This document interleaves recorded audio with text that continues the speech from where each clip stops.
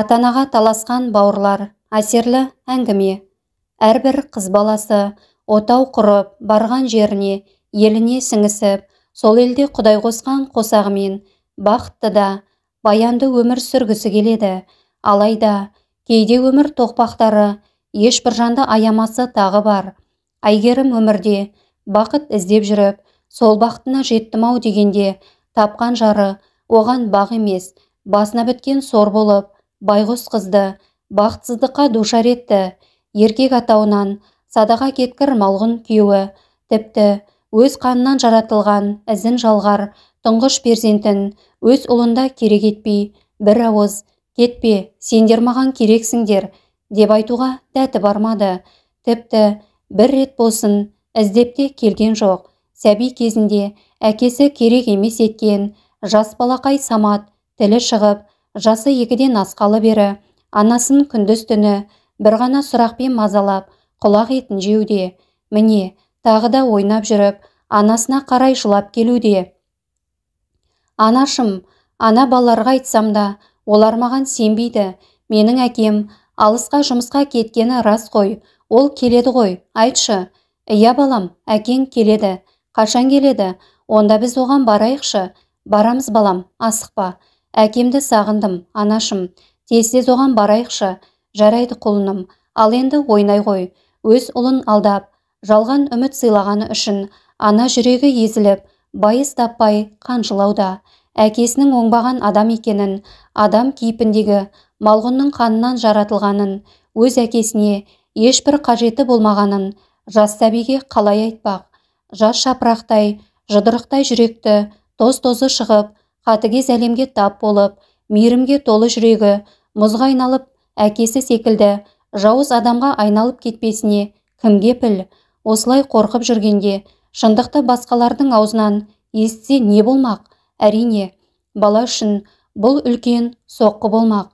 Ойлана келе, өзгелердің ақыл кеңесіне құлақ асқан Әйгерім көптен бері мың ойландырып, мың толғандырып жүрген шешімді қабылдауға бел буды. Жалғыздық Құдайға ғана жарасқан деп ежелден бері атам қазақ айтқандай, әр адам өз жартысын тауып, бақытты болуға құқығы бар емес пе? Міне, Әйгерім де екінші рет бағын сынауға бел байлап шешім қабылдады. Алайда өткен күнге өкпе артып, ер азамат атаулыдан көңілі суып, жасқанып қалған Әйгерімнің сөйлесіп жүрген бірде-бір жігіті жоқ еді. Жеңгелері жан-жаққа жар салып жүріп, қайын сіңілдеріне тең келер жігіт іздей бастады. Мұндай шешімді әрең дегенде қабылдап, тәуекелге бел байлап, ертеңінен мол бақыт күткен жас ананың жігерің тең-теңімен, тезек қабымен деген қағиданы ұстанатын еркектер құм етті. Кездескен әрбір ер кісі ұлыңмен қабылдамаймын, тұрмысқа шығар болсаң, балаңды ата-анаңа немесе өзің қалаған жерге тастап кет деп талап қойды. Мұндай еркек сымақтардан Әйгерім бірден бас тартып, тұрмыс құруға деген ойы бұзылып, шешімнен бас тартып, тек қана ұлы үшін өмір сүремін дегенде, соңғы үміт үзілер шақта қайта жалғанды. Жарынан айырылып, бір ұлымен жапада жалғыз қалған Бағдат есімді ер кісі Әйгерімнің ұлын өз қамқорлығына алып, әке орнынан әке болам деп ант су ішіп, Әйгерімге ұсыныс жасады. Алғашқы кездескен күннен ақ оның жүрегі иманға толы, сабырлы, байсалды, мейірімді екенін ұғынған Әйгерім бұл ұсынысқа бірден келісе кетті. Бағдаттың ес жиып, оң мен солын ажыратып қалған Бағлан есімді ұлы бар. Әкесінің бұл шешіміне келіспей, анасының орнын ешкіммен бөліскісі келмей тымырайып жүрді. Әйгерімді туған туыс, көрші қолаңдары жиналып, ақ батасын беріп, шығарып салды. Екінші рет бақтарын сынауға бекінген екі жас қол ұстаса, жаңа өмірге қадам басты. Бағлан әкесін жаңа анасынан қызғанып, қыңырланып, әбден мінез көрсете бастады. Бұл балақай енді сенің бауырың деп таныстырған Саматты мүлдем жанына жолатпай қойды. Ешбір затын бөліспей, мінезі тіптен қиындап кетті. Біздің кесірімізден балаңыз әбден қиналды-ау. Әйгерім, сенің мұның не? Ерлі зайыпты бір бүтін отбасы болдық емес пе? Ерлі зайыптылар арасында сенікі менікі деген болушы ма еді? Балаңыз дегенің қалай сенің? Ол енді сенің де ұлың, сенің ұлың менің ұлым. Екеуі бауыр болды ғой. Білемін, балам саған аздап мінез көрсетіп жүр, бірақ та бұның бәрі өткінші, оған аздап уақыт керек. Кешіріңіз мені, сөзіңіздің жаны бар. Ол менен қашқақтап жүргендіктен мен оған жақындауға қорқып жүрдім. Оны өзіме жақын тартуға тырысамын. Сол сәттен бастап Әйгерім барынша тырысып, Бағланды өзіне жақын тартпақ болды. Әкесінен алған мағлұматтарға сүйене отырып, ұнататын тағамдарын, тәтті бәліш, торттарын жасап беріп, бірге серуенге алып шығып жүрді. Әйтсе де, сол баяғы жартас, сол жартас күйінде қала берді. Жасап берген тағамдарын жемей, шетке ысырып қояды. Әйгерімді маңына жуытпайды. Үнемі, сіз менің анам емессіз, сіз анамдай бола алмайсыз, деп жүрекке найзадай қадалар ауыр сөздер айтып отырады. Бұл сөздер Әйгерімнің жанына жараласа да, ол кері шегінбеді. Сонда да бар қамқорлығын аяған жоқ. 2 жылдай уақыт өтті. Сонда да еш өзгеріс жоқ. Әйгерім жүкті болып, іші біліне бастағанда, Бағлан мүлдем тұйықталып кетті. Оның мұншалықты ерте ержетіп, ересек адамдарша сөйлейтініне кейде өз әкесі таңданып қалатын. Әне-міне дегенше Әйгерім дүниеге қыз бала алып келді. Әйгерімді перзентханадан шығарып алуға Бағдат 2 ұлын алып бармаққа ниеттенді. Асығып жүргенде Бағланның дайындалмағанын көзі шалып қалды. Балам, сен дайындалмайсың ба? Неге киінбегенсің? Мен ешқайда бармаймын. Балам, қарындасыңды қарсы алуға бармайсың ба? Ол менің қарындасым емес. Маған ана, бауыр, қарындас ешкім керек емес. Мен саған ескерттім. Мен де сізге ескерттім. Маған ана қажет емес. Менің туған анам бар. Оның орнына басқасы керегі жоқ. Ұқтыңыз ба? Бағдат ашуға булығып, ұлына қол көтергенін байқамай қалды. Балапаным, кешірші мені. Мен бұлай жасағым келмеген. Өзің мәжбүр еттің. Енді менің әкем де жоқ. Менен кейінгі балдарыңызға әке болып жарыта беріңіз. Бағлан бөлмесіне кіріп, есікті іштен кілттеп алды. Екі ортасында қалып, не істерін білмей әлек болды. Бір жағынан жары жол қарап тосып отырса, бір жағында ұлы жалғыз қалуда. Жалынып жалбарынса да, ұлы есікті ашпай қойды. Жаңа босанған жарын күттіріп қоймау үшін сыртқы есікті құлыптап, Саматты ертіп перзентханаға барды. Әйел мен қызын үйіне алып келсе, Бағлан сол күйі бөлмесінен шықпаған екен. Есікті қағып, қанша шақырып, өтініп сұраса да, ешбір жауап болмады. Ақыр соңы есікті бұзып кіруге мәжбүр болды. Байғұс балақай жылай-жылай, қабағы ісіп, жарылуға шақ қалған. Есінен танып, еденде ес-түссіз жатыр екен. Әкесі барып көтермек болғанда, мұп-мұздай денесіне қолы тигенде, тұла бойы шымырлап, сескеніп, көзінен ыстық жас атқылап кетті. Ұлым, жаным, жүрегім, кешірші мені, кешірші құлыным. Тек мені тастап кете көрме. Әйгерім, жедел жәрдем шақыршы. Шақырып қойдым. Қазір келіп қалады. Уайымдамаңыз, бәрі жақсы болады. Жедел жәрдем келіп, Бағланды ауруханаға алып кетті. Алла сақтап, денсаулығына аса қатты зақым келмеген екен. Дәрігерлердің көмегімен дереу есін жинады. Балам, неге бұлай жасадың? Менің өз анама кеткім келеді. Олай демеші ұлым, саған ана орнына. Қажеті жоқ, дедім ғой. Маған басқа ана қажет емес. Бағлан ашуланғаннан қып-қызыл болып шыға келді. Медбике келіп, Бағдатты сыртқа шығарып жіберді. Бағдаттың есік алдына жеткені сол ғана еді. Медбикенің шырылдаған даусы шықты. Артына бұрылып қараса, Бағлан медбикенің қолын тістеп, қашып бара жатыр. Бағдат баласын ұстап үлгерді. Бірақ та әкесінің қолынан да шығып қашып кетуге ұмтылып, жанталасып бой берер емес. Дәрігер тыныштандыратын ине егуге мәжбүр болды. Бағдат мырза, балаңыздың жүйкесіне ауыр соққы тиген. Оны қыспаққа алмағаныңыз жөн.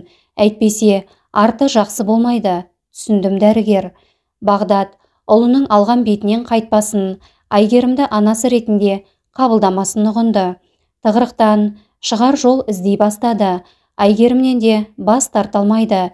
Екеуінің арасында Амина есімді сұлу ханшайым бар. Ойлана келе, ұлы мен ересек адамдардай әңгімелесуге бел буды. Баласына Әйгерім жайлы тіс жармай, оны үйіне алып кетті. Жолай саябаққа барып, екеуі оңаша әңгімелесті. Балам, мені жақсылап тыңдап, түсінуге тырыс. Ең алдымен, сенің қарсы болғаныңа қарамастан, саған екінші ана сыйлағаным үшін кешірім сұраймын. Айта беріңіз, тыңдап отырмын. Иә, Әйгерімді анаң ретінде қабылдай алмайтыныңа көзім жетті. Бірақ та ол енді маған бөтен емес. Ол да анаң сені дүниеге әкелгендей, менің қанымнан жаратылған қызды дүниеге алып келді. Енді мен қызымды анасымен қосып, үйден қуып жібере алмаймын ғой. Ол әдемі ме? Өзі қуыршақ секілді болса керек. Иә, өте сұлу. Біздің ханшайым болады. Балам, мынаны түсін. Мейлі, оны ана деп айтпасаң да мейлі. Бірақ оған мінез көрсеткеніңді қой. Оған ана деп айтқым келмейді. Ол менің анам емес. Олай болса, басқаша ата. Қалай сонда? Өз еркің білсін. Жеңше десем болады ма? Жарайды. Солай қаласаң, солай ата. Әкесі мен ұлы екеуі қуана үйге оралды. Есікті ашқан Әйгерімді итере үйге кірген Бағлан бірден Аминаның жанына жүгіре барып, жұмақ иісі аңқыған маңдайынан шөлпілдетіп, сүйіп алды. Сол күннен бастап өгей анасын жеңге деп атап, ара қатынастары жақсара бастады.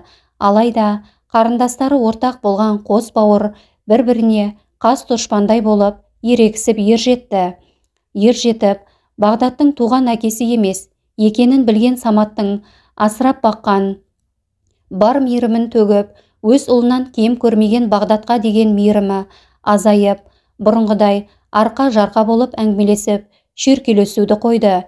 Екі жігіт те тепсе темір үзетін, еңгезердей нар тұлғалы азаматқа айналды. Аминаны қыспақ қалып, екеуі екі жақтан сенің ағаң менмін деп әбден есінен адастырды. Амина да сұлу болып бой жетті. Отбасында ауызбіршілік атымен жоқ. Береке атаулы бұл үйге бас сұқпағанда болса керек. Айналдырған бесеудің басы дастархан басында біріккен емес. Әйгерімнің өзегін өртеп, жанын азапқа салатын бір ғана өкініш. Бағлан мені қабылдамаған сәтте неге кетіп қалмадым екен? Өз ұлымен асыранды ұлының аш бөрдей бір-бірін жеп қоярдай әзер жүргенін көргенде ана байғұстың жүрегі қан жылайды. Уақыт сағаты жетіп, Бағлан шаңырақ көтеріп, аяулым есімді қызды өзіне жар етті. Аяулым текті жерден шыққан, иманды, ақылына көркі сай сұлу қыз. Келген сәттен-ақ ата енесін бөліп жармай, екеуіне бірдей сәлемін салып, қабақ түймей, құп болады анашым, деп Әйгерімнің ақыл кеңестеріне құлақ асып, анасынан кем көрмей сыйлап, қас қабағына қарап сыйлап бақты. Саматқа да қарсы сөйлемей, мырзаға деп сыйлап жүрді. Араға көп уақыт салмай, Саматта шаңырақ көтеріп, Айсана есімді арумен ақ некесін қиғызды. Алла абырой беріп, қос келінде өте ибалы, салиқалы жар бола білді. Екеуі туған әпкелі сіңлідей бір-біріне өте жақын болып кетті. Жұрт көрсе қызығар, ауызбіршілігі жарасқан тату тәтті абысынға айналды. Мың жерден абысындар тату болғанымен, ата ене шешіммен Самат пен Айсана өздеріне арнап сатып алынған үйге еншілерін алып шығып кетті. Ара қашықтық абысындардың қарым қатынасына кедергі бола қойған жоқ. Үнемі себеп тауып, қара шаңырақта бас қосып жүрді. Бөлек шыққалы бері Самат тым ашушаң болып кетті. Айсана өз жарын тани алар емес. Самат, саған не болып жүр? Неге жүйкең жұқарып жүрсің? Айсана, мен анамды үйге алып келгім келеді. Ана хайуанның қолында анамды қалдыра алмаймын. Хайуан дегенің кім? Кім болушы еді? Ана жексұрын Бағланда. Ол анамды бала күннен бері қабылдамай келеді. Ана қатыны да анамды сыйламай қор етіп жүретін шығар. Қой, абысын ондай адам емес. Анам Бағланды бала күнінен асырап бақты. Менен артық жақсы көрмесе кем көрген жоқ. Бар тәттіні соның аузына тықты. Соның қарымтасына не алды?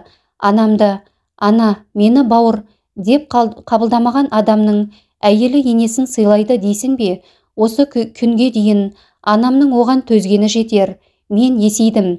Енді маған әке қажет емес. Анамды өзім асырай аламын. Самат, мен сені мұншалықты саяз ойлайды деп ойламаппын. Саған әке қажет емес болар бәлкім. Бірақ анамызға жар керек. Анамыз әкемді құдайындай сыйлайды емес пе? Ақмақтықты доғар. Жоқ, мен анамды қайтсем де алып келемін. Самат асыға көлігіне мінді де жолға шығып кетті. Баса көктеп әке шешесінің үйіне барды.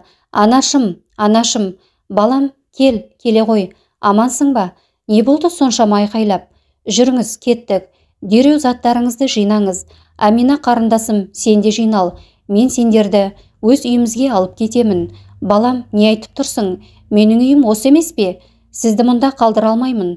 Сізге үнемі мінез көрсетіп, сыйлауды білмейтін адам мен қалай қалдырамын? Ей, боқмұрын, есің барда бұл жерден кет. Мен жеңгеме ешқашан жамандық тілеген емеспін.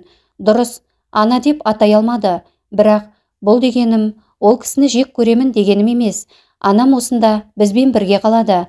Амина, менің де қарындасым. Оған сенен артық қамқор боламын. Сен араласпай жөніңе тұр. Кетпесем қайтесің? Қуып шығасың ба? Анамды қалай сыйлайтыныңды бала күнімнен бері көріп келемін. Сол үшін де саған аманат еткім келмейді. Доғарыңдар екеуіңде, жетер енді. Самат, ұлым, үйіңе қайт. Мен барда анаңның көзінен бір тамшы жас ақпайды. Қане балам, қайта ғой.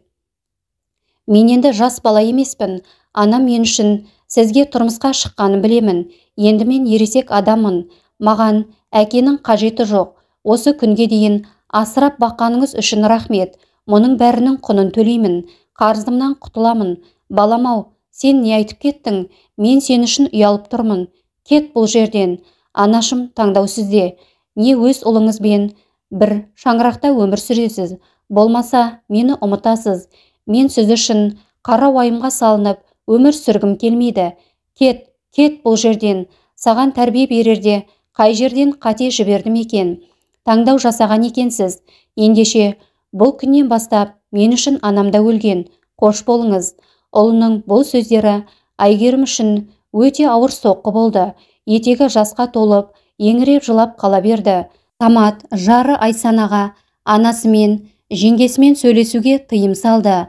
Әйгерім ұлынан еш хабар алмағасын, ауырып, тамағынан ас өтпей жатып қалды. Әйеліне жаны ашыған Бағдат асыранды ұлының дегеніне көніп, шамалы уақыт Саматтың шаңырағында тұруға шешім қабылдады. Азын аулақ киім кешегін жинап, жолға шықпақ болғанда Бағлан кедергі жасады. Әке, қайда барасыз?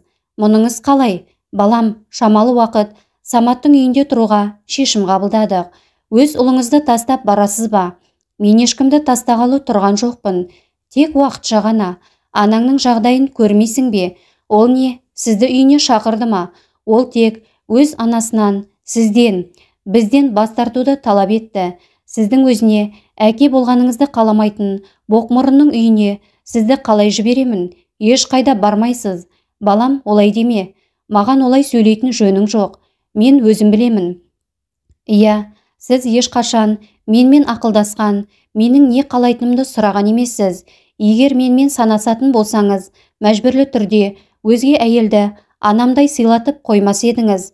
Солай де, тек мәжбүр болғандықтан Әйгерімді сыйлап жүргенсің ғой.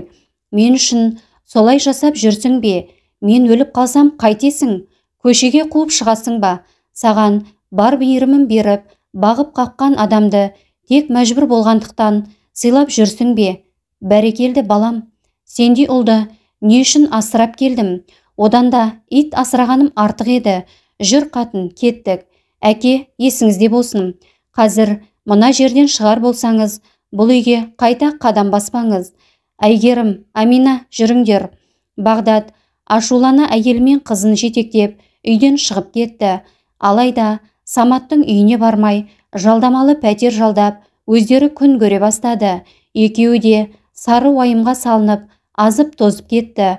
Ата енесінің жағдайына алаңдаулы Айсана абысыны аяулымға жасырына қоңырау шалды. Абысын, қалыңыз қалай?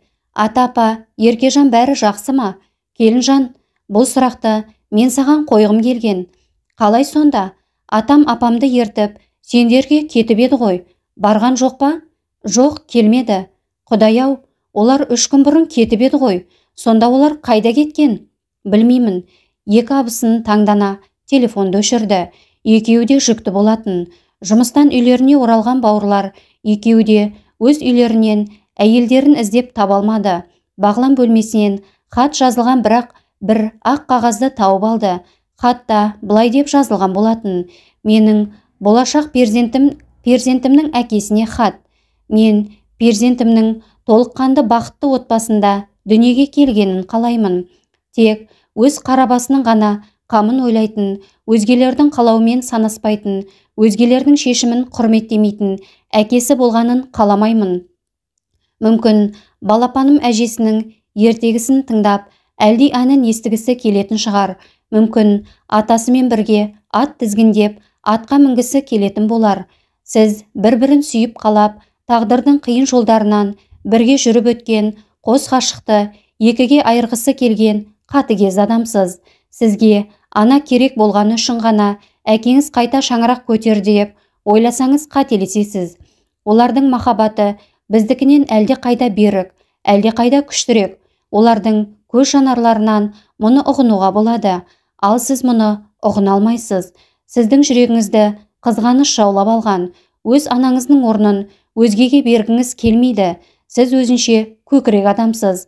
Олай болмаса, әкем мен анамды үйден қумас бұрын менен ата-енеңмен тұрғың келеді ме? Деп сұрар едіңіз. Айналаңыздағы адамдар сіздің айдауыңызға көнетін мал емес, сана сезімі бар ересек адамдар. Өз әкесі мен анасын үйден қуған адам жарты жолдан қосылған әйелі мен перзенттерін бір күні дәл солай қуып шықпасына кім кепіл? Сіз бәрінен айрылдыңыз.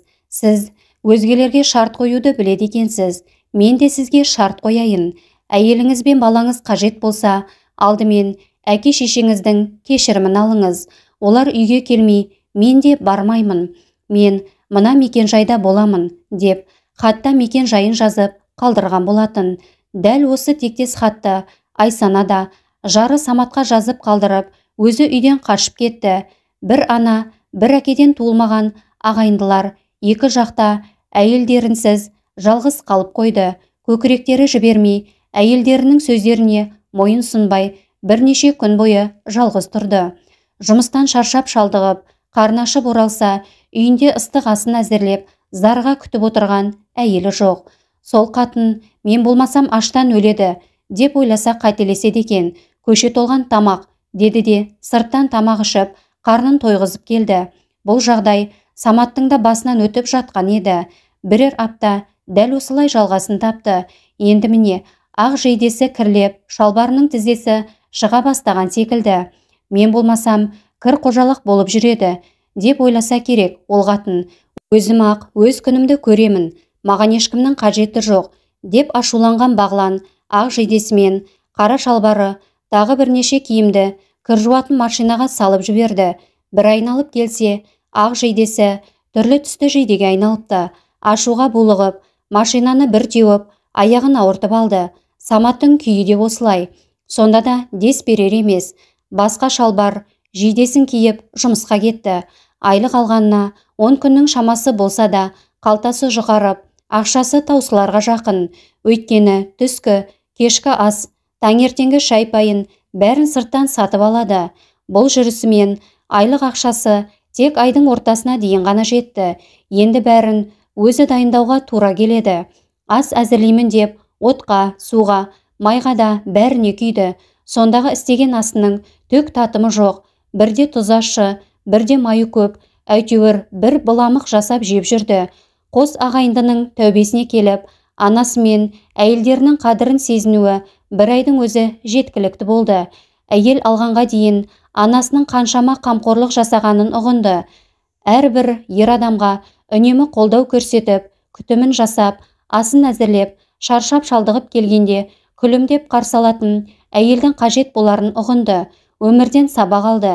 Әйелінің өз туыстарының қолында жүрсе де, құдды бір жат жерге кетіп қалғандай, Ол үшін алаңдап, жаны жай таппады.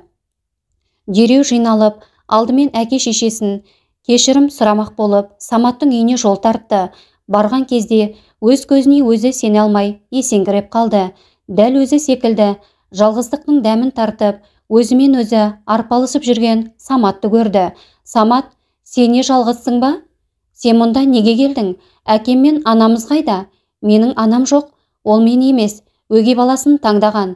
Ал менің әкем болса, мен емес, сені таңдап, сенің үйіңе кеткен болатын. Не айтып тұрсың? Олар мұнда келген жоқ. Олар қайда сонда? Сен неге жалғыз тұрып жатырсың? Келін қайда? Онда сенің шаруаң қанша? Өзіңе бір қарап алсаңшы. Киімдеріңді кір басып, әйелі жоқ адамға ұқсап қалыпсың. Иә, әйелім жоқ. Әкемді ренжіткенім үшін ол мені тастап кетті. Менікі де солай жасады. Тұра тұршы, осы екеуі келісіп жасаған жоқ па? Әйелің саған хат, бірдеңе қалдырған жоқ па? Иә, қалдырды. Саған да солай етті ме? Иә, маған сол хатты берші. Бағлан дереу екі хатты салыстыра бастады. Екеуінде бір мекенжай жазылған екен. Екеуі бір-біріне қарап таңданып қалды. Екеуі бірге сол мекенжайға барды. Барған кезде екеуінің көздері шарасынан шығып кете жаздады. Екеуінің әйелі де әке-шешесімен бірге бақыттан жүздері бал-бұл жайнап өмір сүріп жатыр екен. Бұларды көрген бойда аяулы мен Айсана жүгіре алдынан шықты. Бағлан, сенің еш жинауың үшін бір ай уақыт қажет болғаны ма? Осы уақытта әкем мен анамыз қалай қиналғанын білесің бе? Өмірге келген әрбір жанның басына берілетін бақ пен Алланың әмірімен жазылған өмір жолы, тағдыры болады. Әр адам өз арман мақсаттарымен алған тәрбиесімен ерекшеленеді. Сол тәрбиені беруші әлпештеп отырған ата-анамыз. Ең бақытты жандар ата-ананың мейірімін, қамқорын көріп, қасында жанашыр анасымен қамқор әкесі барын біліп, жан жылуын сезініп өскендер. Ал сендер сол бақыттың қадірін ұғына алдыңдар ма? Ата-анамыз өзіне тиісті құрметті көріп жүр ме? Жоқ, әрине, көрген жоқ. Алла ата-анаға құрметсіздікпен қарауды харам етті. Дінде бұл ең ауыр күнәлардың санатына жатады. Ата-анасына құрметсіздік танытқан адамның Алла тағала парызында, нәпілінде қабыл алмайды.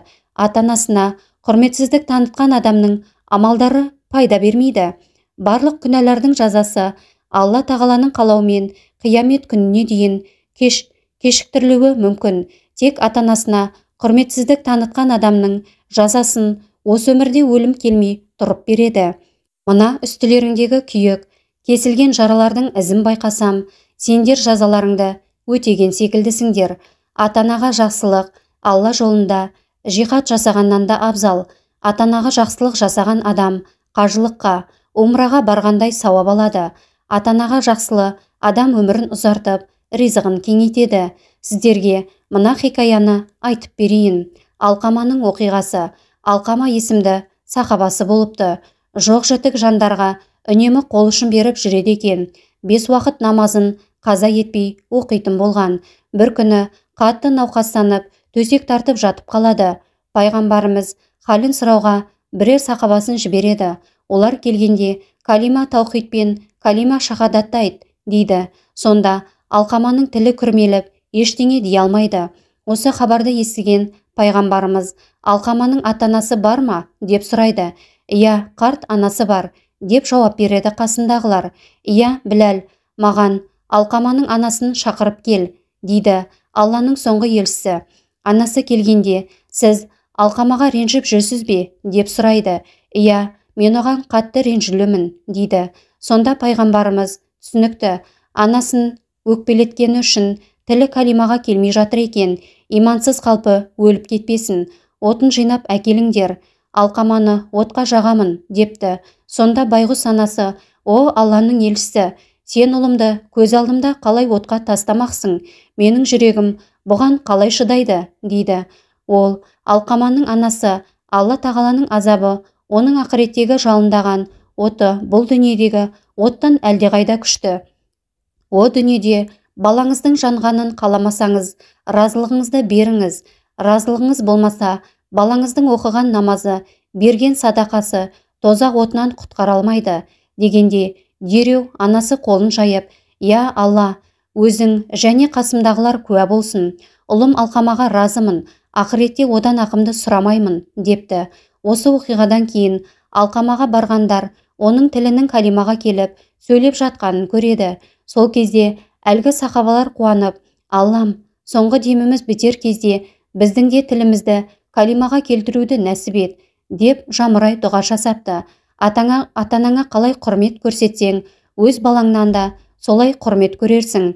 Өз балаңыздан қандай жақсылық күтсеңіз, ата-анаңызға сондай жақсылық істеңіз. Себебі не берсеңіз, соны аларсыз, не ексеңіз, соны орарсыз. Жақсылық қылсаң да өзіңе, жамандық қылсаң да өзіңе емес пе? Ата-ана не қылсаң, алдыңа сол келер деген. Қартайған шағымызда перзенттеріміз бізді бір-бірімізден ажырастырып, бөлек тұруымызды талап етіп таласып жатса, сендер не істер едіңдер? Женше, сөзіңнің жаны бар. Айсана үнемі сізді данагөй, ақылды, сабырлы деп мақтайтын еді. Расымен де солай екен. Бізді кешіріңіздер. Кешірімді бізден емес, әке-шешелеріңізден сұраңыздар. Екі ұлы тізерлеп келіп, аяғына жығылып, кешірім сұрап, көз жастарын көл еткенде, Бағдат пен Әйгерім де көз жастарына ерік беріп, кешірім беріп, бәрі бірге үйге оралды. Ата-ене үлкен келіннің қолында қалды. Самат пен Айсана күн сайын келіп, әке-шешесінен хабар алып тұрды. Бағланың да өгей анасына деген көзқарасы өзгеріп, сый құрмет көрсетіп, ендігі жерде «апа» деп атай бастады. Бала тапқандық емес, баққандығы деген атадан қалған дана сөздің мағынасын ұғынғандай, ауызбіршілігі жарасқан тату-тәтті отбасыға айналды. Соңы